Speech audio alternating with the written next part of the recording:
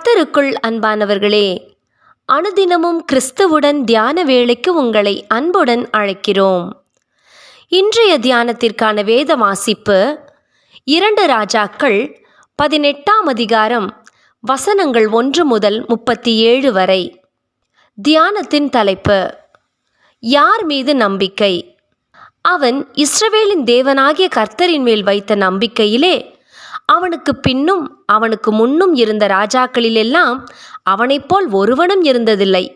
2 ராஜாக்கள் 18ஆம் அதிகாரம் வசனம் 5.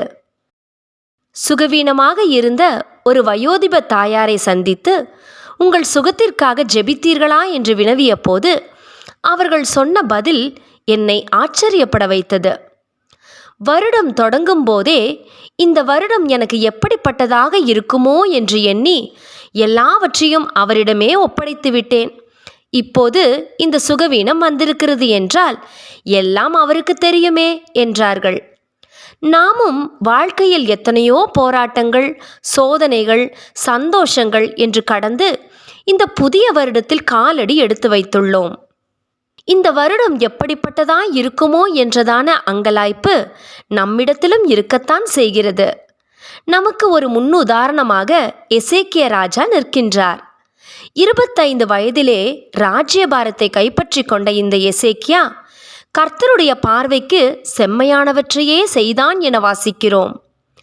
அது மாத்திரமல்ல, இவன் மேடைகளை அகற்றி விக்கிரகத்தோப்புகளை வெட்டி வெண்கல சர்ப்பத்தை உடைத்து இப்படியாக தேவையற்ற அனைத்தையும் அழித்து ஒழித்துவிட்டு ஜீவனுள்ள தேவன் மேல் மாத்திரம் நம்பிக்கையுள்ளவனாக இருந்தான்.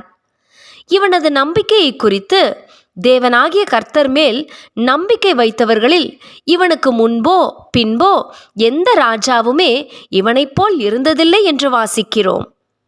இது மட்டுமல்லாமல் இவன் கர்த்தருடைய கற்பனைகளுக்கு கீழ்ப்படுகிறவனாகவும் இருந்தான். அதனால் கர்த்தர் அவனுடனே கூடவே இருந்தார்.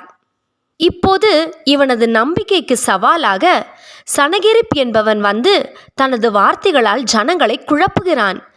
நீ வைத்திருக்கின்ற நம்பிக்கை என்ன? என்னையே விரோதிக்கும்படிக்கு அப்படி யார் மேல் நம்பிக்கை வைத்திருக்கிறாய் என்று கேள்வி எழுப்புகிறான். கர்த்தருடைய நாமத்தை அசட்டை பண்ணி அவருக்கு விரோதமாக அவன் பேசுவதையும் காண்கிறோம். எசேக்கியா சோர்ந்து போகவில்லை, தனது நம்பிக்கையை விட்டு விலகி போகவும் இல்லை. அவன் தெளிவுடன் இருந்தான். பிரியமானவர்களே, நமது நம்பிக்கைக்கு சவாலான காரியங்கள் நடக்கும்போது நாம் எங்கே நிற்கிறோம்? தேவன் மீதுள்ள நாம் கொண்டுள்ள நம்பிக்கையிலே உறுதியாய் நிலைத்து நிற்கின்றோமா? இந்த புதிய வருடத்திற்குள்ளாக வந்திருக்கும் நமக்கு தேவையானது தேவன் மீதுள்ள நம்பிக்கை மட்டுமே. எங்கள் பிதாக்கள் உம்மிடத்தில் நம்பிக்கை வைத்திருந்தார்கள், நம்பின அவர்களை நீர் விடுவித்தீர். சங்கீதம் 22ஆம் அதிகாரம் வசனம் 4.